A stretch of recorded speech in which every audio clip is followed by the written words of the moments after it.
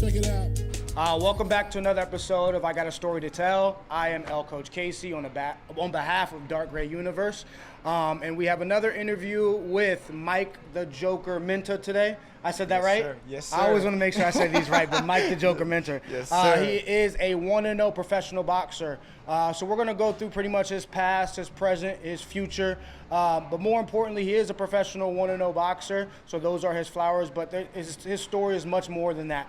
And so each one of us have a story to tell. So this is an opportunity for you to get personal with Mike as much as he wants to share and telling his story. So Mike, welcome, first and foremost. Thank you, appreciate that. I guess before we get into the details of the interview and what we're doing today with the question, how are your mentals today? How are you doing today? I feel great, man. I just got done with two hard training, had a 6 a.m. training. Okay. And then I came here to the box, and then I have my next session. So I feel really loose. I feel like I'm getting in shape. Everything is working out how I wanted it to be. Okay. You know, muscles is opening back up. I'm starting to build my confidence back. So I feel real good. Okay. Real so good. It's a good I day. know that you were boxing. Yeah. I know that you had a boxing workout with me, Yes, sir. that you had your workout earlier as far as with your other coach. So that segues perfectly into us. So take us to the very beginning. What's your first memory of being drawn to boxing? My first memory being drawn to boxing was during high school. I used to get suspended a lot. Still to this day, I don't know why I was getting suspended, but I used to get suspended a lot, and trying to figure out how to overcome that anger as a young kid. My grandma was adopted, so it's a lot of things I had to go through. Being adopted to a different race, having to get used to their culture, they getting used to my culture. It was really hard at first, but at the end of the day, trying to figure out how to help me best, because I came from a family where it's a lot of abuse, a lot of neglect, a lot of mentally, physically, all of that abuse I had to go through. So they were trying to find ways to help me. Okay. And we tried therapy. Therapy did not work. Okay. Because I just felt like, why are you sitting down across from me with a pen and a piece of paper, writing down what I'm talking about? I thought we were supposed to be friends, having a conversation. You didn't really feel too comfortable. Yeah, I didn't feel too comfortable. I felt like I was being attacked, or somebody was trying to judge me based on what I was talking about, you know, writing it down to get judged. And it wasn't an open dialogue. No, it was wasn't. just like you speak and Right. they're like, okay, yes, I sir. feel you. And their dialogue is, we are open. You can talk about whatever. We won't judge you. But having a piece of paper and a pen, it felt like I'm being judged. You just, anytime I talk, you will look at me, then you look back down, and it's like, At least if you have one too, Right, it might like- feel a little right, even. like, Like, what are okay, you you say writing something, let me down? write Like, down can I something see too. it? Well, let me see a little bit. Okay. So that made me realize, like, I need something that's hands-on, something that I will feel the pain back, something that somebody else can relate as me. So I got attracted to boxing. I got suspended for like 3 weeks, almost a month, and then my grandma just got fed up me getting suspended. So I called my mom. I didn't talk to my mom for like 3 years. My mom is back in Ghana. I called my mom. My mom told me she got a brother out here who she just found out who is into boxing, and who trains people when it comes to professional and also amateur. So took him to the gym. Shout out to King's Boxing Gym in Oakland. Took me to the gym, and I just got in the ring. Like, Okay. It wasn't no mitts, it wasn't no nothing. It was just, I was angry. I was angry at my uncle. Like, where you been? I needed a man figure. And he threw me in there with somebody, according to him, was my size, but was bigger than me. Okay. And I basically showed him that I can fight without knowing the skills of boxing yet. Okay. And after that, I just fell in love with the sport. Straight That was my to it. therapy. Straight to it. Straight to it. I So didn't pretty wait. much like what boxing was your opportunity to kind of be at peace. Yes, sir. And go ahead and just be your sanctuary. Yes, sir. Everything that's That's going my on in escape. your head, you're just Yes, like, sir. okay, as much as distractions that people on the outside may be thinking about things going on, This for is- you, this is your peace. Yes, sir. Okay. So now with that being the case, you mentioned as far as your mom being in Ghana and your uncle being here. And so obviously as we fast forward, you're a 1-0 professional now. Who was the first person that thought that you could do this professionally? Ooh, my godmom. Okay. My godmom is my elementary school principal. She took me in, sheltered me, and also provided me with the right direction, if that makes sense. I won't be with my grandma, and I won't have the people that I call family without her. She introduced me to them. So I would say my godmom, who was my old principal, she believed in me first. Okay. She just knew that talking to me will not solve anything, but me being able to hit something Yes. without a response was gonna be one of the things that the kids who are around the school needed. It was 75% low income students and kids who grew up in low poverty who needed a lot of attention because their parents work 13, 14 hours a day. They're home by themselves. You're idle. You're idle. You have nothing. You have nothing. You're just in your head. Yeah, just so in my head. I'm a something. kid. I don't even know what's going on. Exactly. In this universe. I just want to play. So she just said, you know, find something that you can hit, but will not hit you back, and you won't get in trouble for. Okay. My grandma, my grandpa got the hold of it. Took a little bit of time. We tried different things. We tried music. I used to be in a choir. Okay. Used to be in a choir before I had my hip surgery. I had a great voice. I used to be in a choir. I loved What you mean it. had? So it's gone now? It's gone. You can't sing no more? Or I what? can't, no, because Okay. they put the my hip surgery took about 10 hours. Okay. So when the 6 hour hit, I stopped breathing. Okay. I died for a second, and it was crazy. But I died for a second, and they had to put a tube in my lungs because I stopped breathing. They put a little tube in my lungs to open my lungs back, and they told my grandma he won't be able to do anything I had to do with vocals anymore because taking away his vocal. So now at I that don't know what point, it's called, so but- now at that point, it's one of those things where like boxing's your sanctuary, but you're still kind of navigating what other things you can do with the idle time. Yes. And then now it's like something that you did love doing, it gets got taken taken away. away. Now what? And so now it's like glory I to was God, stuck. you still Yeah. have boxing that you can go ahead and get I was into. like, I got my as backup, well. so I'm gonna go ahead and fulfill that. And when I took away music, when music was taken away from me, it wasn't really taken away because I still make beats. This day I started making beats when I was 2 years old. It's in my family, so music is really my family. So it's not really gone. But singing wise, I wish I can go back and, you know, perform on a high stage. You know, So and still involved in music, however, the singing aspect is gone. Yep. But you have boxing as that backbone, sir. and that's pretty much your godmother spearheaded that as far as for like, yo, hey, grandma, grandpa, like Mike needs That's to go right, ahead and yeah. get into boxing because Yes, sir. everything else, like that's gonna help him as far as spearhead through. So shout out to Godma. She was the one who spearheaded Shout as far out. as for you Shout being out. 1-0 now. I guess we can go ahead and say. Okay, so we're fast forwarding to professional at this point, right? Before you were professional, well, I know, but you had Yeah. amateur fights, correct? no, No amateur fights. 0 amateur fights. Okay, so you got to walk me through that then, because if you had no amateur fights, what is it that was your first kind of? Everybody has their first fight where it's serious. You know what I Yeah. mean? Sparring in the gym happening, or partner work, or a fight out on the street. But your first chance or your first crack at competition, right? It's a different experience, right? Yes, sir. So your first crack wasn't you being an amateur. No, So okay. walk me through what that first feeling like was, where it was like, I'm competing. Yes, sir. This is what I'm doing now. The first time you doing that, walk me through that. What did that feel like for you? It was, truth to be told, it was actually much easier for me to say, I will attempt being a pro before attempting being an amateur. 'Cause I looked at both of it. I'm looking at myself like I am not the type of boxer that I like to let people go. Okay. I want to knock you out. Yes. This is not a sport where we are here to be friends when we step in the ring. Like, we can talk later. But I'm here to knock you out. And for amateurs, it's points. You can be hitting me on my shoulder, and what the ref sees is not what I'm feeling. So it's like it's all about points. There's no coordination. Not a lot of people really have IQ because you really want to win based on points. Of course, you want to do what you got to do. But I just felt like being a pro was much easier for me because it's patient. Okay. You have to read certain things, and you have to know what the other person is reading. You know, and what I like is about pro is you get to play this chess game of, you may think this is what I want you to read, but this is how I'm gonna counter my punches and everything. Well, where with the amateurs, you don't really get a chance to even think. Like, it's a ding, go. You got 3 minutes, 2 minutes, you gotta punch it out. We're pros. You have 3 minutes on the clock. You know, you pick your shots. You make sure that the selections of your shots are really where you wanna land your shots also, because in pro the gloves are smaller. A lot of people can fit their punches through tight spaces. No headgear. I don't even care if you block a shot. It hurts. Like, you get hit like really flush. So I just felt like me, when it comes to pain, I had a lot of surgeries in my life. So I just wanted to take the hard road. Okay. Everything in my life has been hard for me. So everything I do, it might sound weird. I like for it to be hard.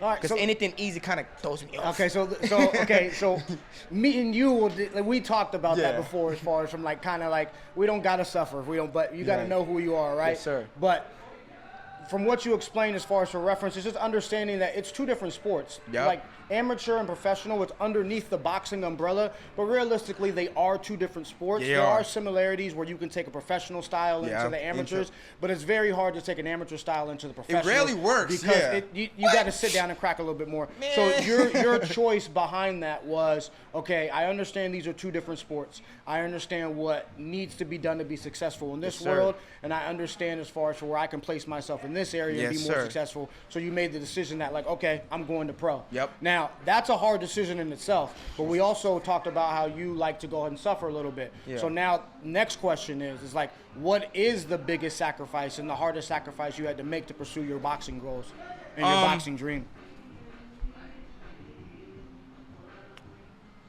On the positive, I'll say we don't care about it don't gotta be positive. This is your story. I would it say gotta be what it is.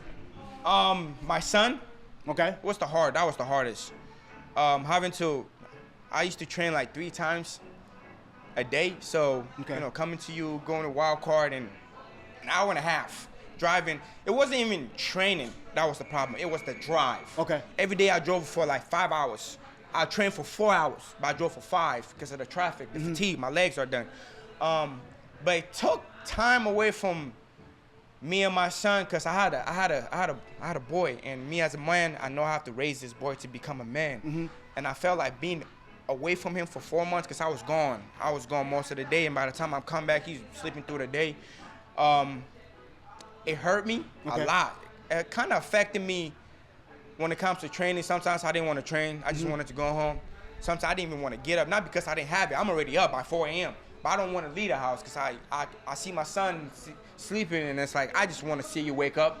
I don't see you wake up any day. I don't see you, smiling. I see you every time I come home, you're ready to sleep. When I wake up, you still sleep. By the time you wake up, I'm going to sleep. So it's like, that affected me a lot when it comes to the sport of boxing. But I didn't really take it as a negativity. I just took it as a way of, you're doing this for your kid. Okay. You're doing this for your family. Even if you got to be away from your family for 6 months, it is what it is, because this is going to reflect how you are as a man, how you are as a human being. We all got to make sacrifice in this world for us to, sounds weird, to please who we love. Okay. To make sure that they are well taken care of.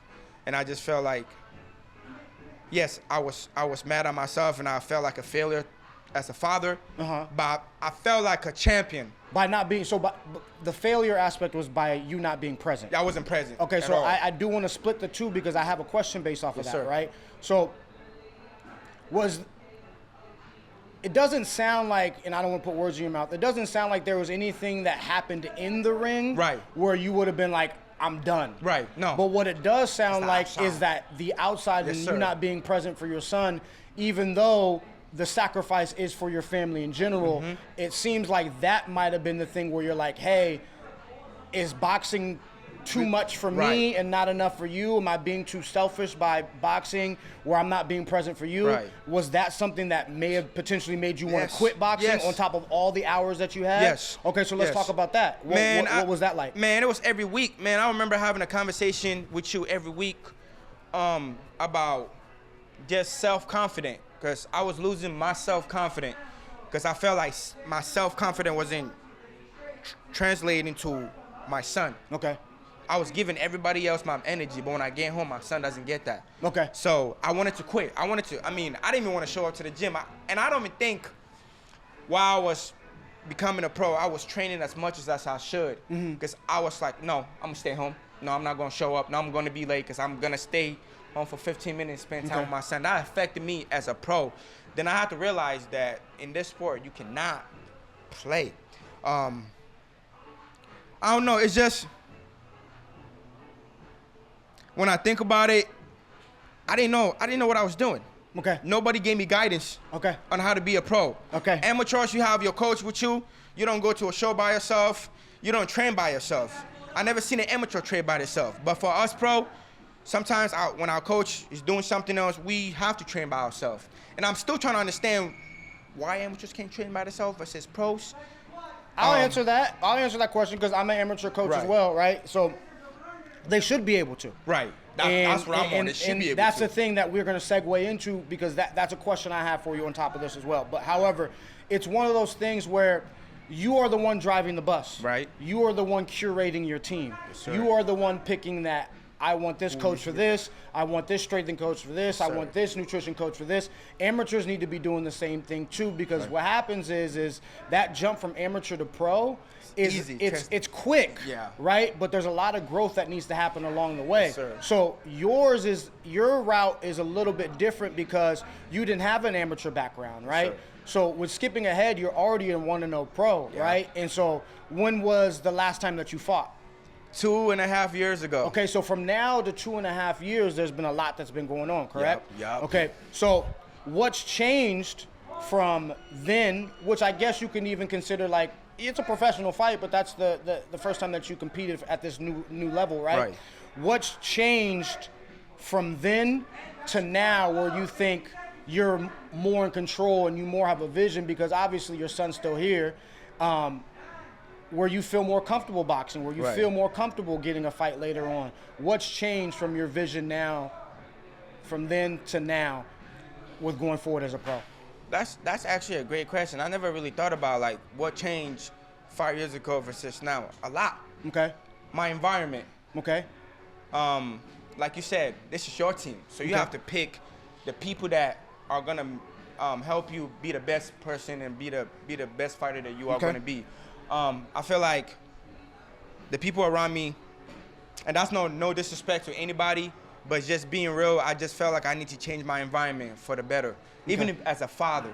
The difference between back then and now is, back then I didn't know nothing. Okay. I'm gonna be honest, I didn't fight amateur and I wasn't training much. But I knew how to train other people, but I didn't know how to train myself. I don't know if that's a weird thing to say, but I knew how to help others versus knowing what to do for myself.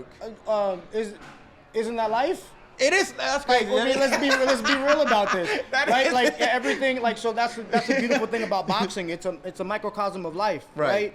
And we are so much better at being of service to others that we forget how to be of service to ourselves. So all of a sudden now our cup is empty and we're like, okay, now I want to help you out, but I feel like I don't have the capacity to go ahead and do it. Right. So you mentioned it. You're like, okay, you knew how to train others and you didn't know how to train yourself. So that's one of the things that you're doing now is you're better at training yourself. Right. So walk me through a typical day with you. What does a typical day of training look for the Joker of training?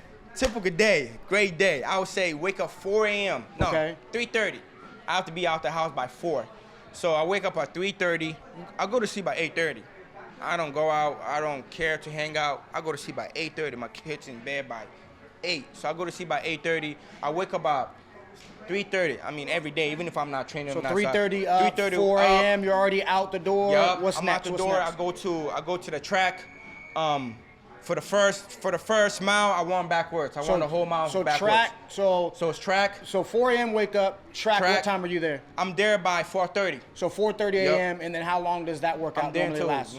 I'm there until 5:30. So basically an hour. So 4:30 track work till 5:30, and then after 5:30, what's next? After 5:30, if I have you, then I go straight to you. Okay, so I should be here by 6 o'clock. 6 o'clock. 6 a.m. You know. 6 a.m. After 6 a.m. It's either I am resting for a couple hours, then I go to Brian because Brian. Well, what time is that? So 6 a.m. 6 a.m. we start. We're done by like 7:30. You're back home resting around what time? 9 a.m. 9 a.m. And then when's your session with Brian? It's at 9:45. 9:45. So I stay close to the facility. So I go home. I rinse myself. One thing you need to understand, people, is you don't want to work out and leave the sweat, the old sweat. Just rinse yourself real quick. Nasty. And nasty. Next. Trust me. So go to the next practice. Some people shower. 9:45 is when your next session with Brian is. How long does that last till? That's 2 hours. So now about 11:45. So are you back home by 12? I'm home by 12. What's next? What do you do after 12? I'm home by 12, I watch film, and this is why I learned it from you. I didn't used to. I didn't really care to watch. And when I used to watch boxing videos, I didn't use it as film. I used to just watch people get knocked out. It's like, oh, that's fun. Then, you know, when you came over one time and I seen you steady film, actually pause it, you know, rewind it, ask me questions. That made me want to sit down myself and actually study the individual boxes that you guys feel like I can relate to. So normally I'm annoying watching films. Yeah, That's why nobody wanted to watch boxing with me, because a 30-minute segment will turn into 2 hours. 2 hours, yeah. Like, you know what I mean? Like, so like, yeah, you don't want to watch film with me. Watch That's film. Yeah, okay, but the kids get picked up. I'm spending time with them. I used to not have that time. Okay. And I would say another thing that was blocking me from spending time with my kids was college. I wasn't gonna quit. You say if you start something, don't quit. Because when you're trying to go back, it's hard. So that's a big part of your schedule that's open up now, because now you're up at 4, you have track, you have everything that you're doing for yourself from a boxing standpoint until about like 12. Yep, and that's usually the time I'm done with school. But now, because school's not there anymore, it's one of those things where now you can spend time with the loved ones, you can spend time with family. Yes, sir. So you spend time with family, you spend time with the loved ones. Is that the end of your day? No. Or now you're just chilling? What's next after that? I'm back training. I do a little yoga. At what time? I do a little yoga around 6. So from 12 to like 6:30, you're chilling with the family, watching film. In my opinion, I don't really watch TV. That is TV though. You're not watching sitcoms. Sitcom and all of that. You know, watching a movie. Now I'm watching film, studying, and then after I'll turn it off and I would just think about what I can do to better my family, what I can do to better the kids. I got 2 kids. I got a son and a daughter, and what I can do to help their mother be the best that she want to be for herself, not for me. Because I'm done with school, so it's like I have more room to do more things for the family. So if I have school, it's like, I'm sorry, I can't do this right now because I have to do my homework, I have to study. Yeah. I'll get back to you. But now it's like, I can get to you right now. What can I do to help you? So just utilizing the time that I have with school, I'll use that for practice, daily life, and then it'll be like the same route for me. I don't really switch. Okay, I don't know if you see it or if now that you kind of hear it. It is one of those things where not only do you have a clearer vision of what you're supposed to be doing to curate your team, it's not even almost, you're curating your schedule as well. Yes, sir. And it's surrounded around what your priorities now. Yes, sir. Because now you understand that there is a part of your schedule that does need to go ahead and be for your loved ones. Amen. So I'm sure for you, I see it as your coach as well, where it's like you're more, even how you leave, you have somewhere, you could stay here in the gym for 2 more hours if you wanted to, but you understand that this time for you is done. You need to go over there now, right? Yep. So I think this might be easier for you to answer now because it sounds like it. So you know who's in your corner, yes, sir, already. And that's the decisions you made as far as with the coaches you picked, with the time that you spend and everything like that. So like if you were to close your eyes, what does the rest of this story look like for you? Oh man. We can get that on camera too if you want. But I'm saying, you close your eyes right now and tell us. I can't lie, it looks great. It looks general. It looks more like things are coming together. I feel free. Okay. The future looks really bright. Right now, I am in the middle of trying to become a probation officer. Definitely get this clip because I definitely want to post this part. I want to become a probation officer for the right reason, not for the wrong reasons. It's a lot of people who work in different fields who do the job because of the rules that have been following for 200 years plus. Yeah. I want to make sure that these young adults know that they have somebody they can relate to without being judged. Okay. You know, being judged is one thing that I know triggered me to not want to talk to anybody, be in my own corner, be in my own little box. Just I can talk to myself in the mirror like, hey, I can't judge you. You your person. You know. So talk to me like, because I'm gonna act like, or I am. I have no idea what it is. Right. So what it means. So probation officer. Right. That's. Okay. Officer of the court. They call it officer of the court. So now walk me through what that happens. I'm on probation. Right. I come to you. I sit down with Mike. What does that look like? So So from my understanding, I'm still reading more about it. From my understanding, from talking to other people like supervisors who work at their job, people who are currently working at the job, my tax is gonna be probably 100 cases. Okay. It depends on what the judge and the lawyer wants me to do, or my supervisor wants me to do. So like right now, if you're on probation, I don't know. I gotta check in with you, and you talk to me, and you check in. figure. So there's a daily. I'm gonna print you out your schedule. Okay. On when you gotta check in. You gotta check in. You got the ankle monitor. You have to check in, right? Now the rules are you have to check in this many times a day. You have to be here on time. You have to be here early. You have to. What I have to do for my job is I have to find you resources. Okay. You know, to keep you out of trouble, which I like because the kid when people are active, stay out of trouble. So So you coach in life pretty much. I'm coaching, yeah. I'm a life coach. Okay, so that's really what it is. The job You're just is. doing it for somebody who's under probation. It's just people don't.